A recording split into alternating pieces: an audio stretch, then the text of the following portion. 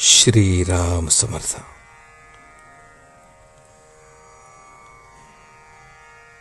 नामाचे प्रेम नामाच्या सहवासाने येईल.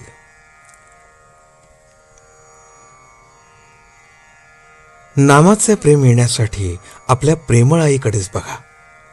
मुलाला जरा ताप आला तरी आईच्या पोटात धस्स होते.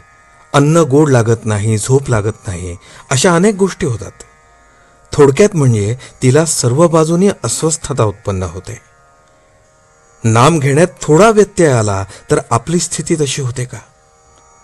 याचे उत्तर आपल्याला स्वतःकडूनच मिळण्यासारखे आहे. नाम घेणे हा माझा धर्म आहे, ते माझे आद्य कर्तव्य आहे. त्याच्याशिवाय जगणे म्हणजे मेल्यासारखेच आहे. नाम घेण्यात माझे आत्यंतिक हित आहे. किंबहुना मी नामाकरताच जन्माला आलो आणि तद्रूपच होऊन जाईन, इतक्या प्रज्वलित भावनेने नाम घेणे जरूर आहे. आणि मग प्रेम आले नाही ही गोष्ट शक्यच नाही. प्रेम येत नाही याचा अर्थच हा की आम्ही नाम खऱ्या आस्थेने घेत नाही. या सर्वांवर उपाय म्हणजे नाम घेण्याच्या निश्चयाने ते जसे येईल तसे घेत राहणे. तेच नाम आपल्याला एक एक पाऊल पुढे नेऊन ध्येय गाठून देईल. परिस्थिती चांगली आली म्हणजे नाम घेईन असे म्हणणारा मनुष्य नाम कधीच घेत नाही. नाम हे मनात किंवा उच्चार करूनही घेता येते. नामात राहावे म्हणजे अंतःकरणाची शुद्धता होईल आणि अंतःकरण शुद्ध झाले की भगवंताचे प्रेम येईल.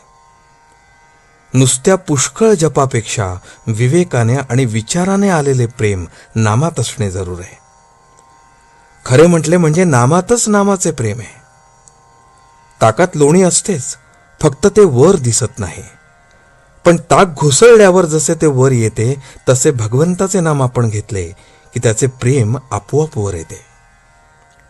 साध्या शब्दांचा देखील आपल्या वृत्तीवर परिणाम होऊन तो भाव आपल्या मनात जागृत होतो.